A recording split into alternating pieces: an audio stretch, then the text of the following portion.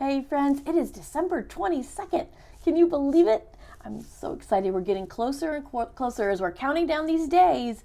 We're counting down the stories. And so here is the artwork that you're going to have on your ornament and on your coloring page. That will be a very pretty coloring page. You might even be able to cut it out and make it into a little wreath. What do you think? I think you guys could do it. All right, let's see what we have to learn today. This is a story about Joseph, the many great-grandson of who? Who is he the grandson of? That's right, David. I like it because he calls him David, the puny shepherd boy. Even though we know him as a king, right, and David who did all these things, she still calls him that puny little shepherd boy. So if you ever feel like a shepherd boy or feel kind of puny, whether it's on the outside or on the inside, no, David was too, and God got him through. All right, but it's also a story about Mary, the girl he was engaged to. Aren't family trees places where we find the most unexpected gifts? Yes, have you ever looked into your family tree? You spent some time asking your parents about their grandparents and great-grandparents? You find out some really fascinating things. One morning, Mary turned around, and right before her very eyes, she saw the stuff of dreams, even though she was wide awake. A very real angel was standing in front of her, and his name was, who knows? Let's say it all together. Ready? 1, 2, 3. Gabriel! I knew you guys knew it. Gabriel beamed. Good morning, Mary. I don't really have a good Gabriel voice, but don't you think he had a big, strong voice? Yes. Mary was so surprised. You're beautiful with God's kind of beauty, he said. That's really beauty. The kind of beauty that makes a heart lovely because it really listens and really looks and really loves. That's the kind of beauty we all want to have, right? Mary was so shocked that her knees sagged a bit like limp noodles. Mary, you have nothing to fear and everything to rejoice about, Gabriel assured her. God has a gift for you. A gift for the whole world. You're going to have a baby boy.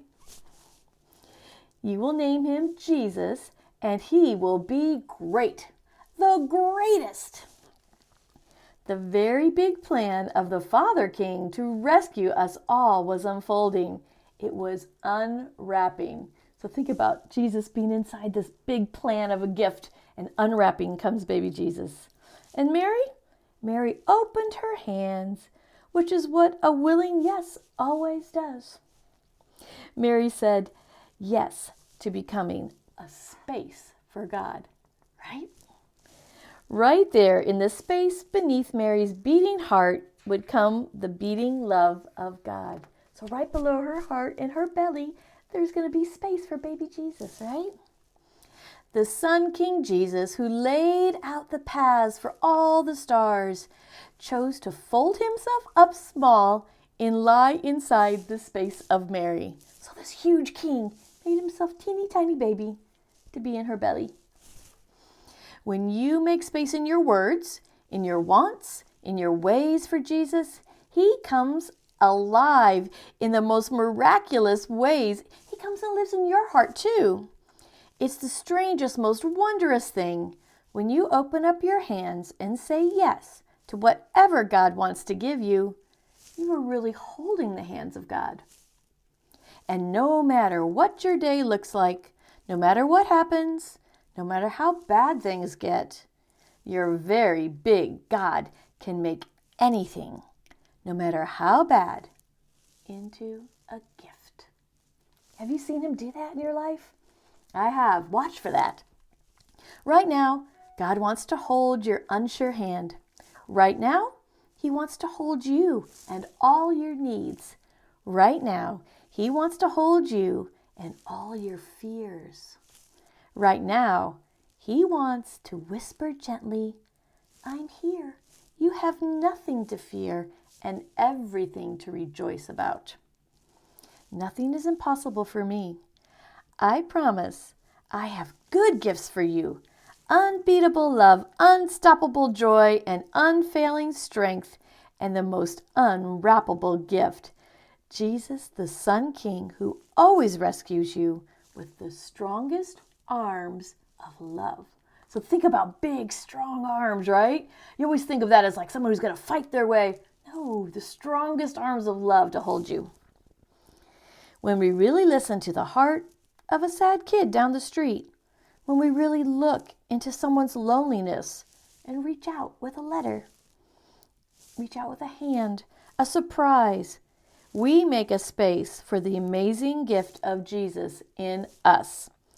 When we become a safe place for someone, we get the miracle of being a miraculous space for Jesus too. Now Mary's smile stretched out so big it almost went off her face. Could you think of that big giant smile she had? Nothing is impossible for God. We can make space for Jesus to be in us. Mary nodded, happy, and whispered, I will help God I will help God give his love out to the world. I'm going to say that one more time.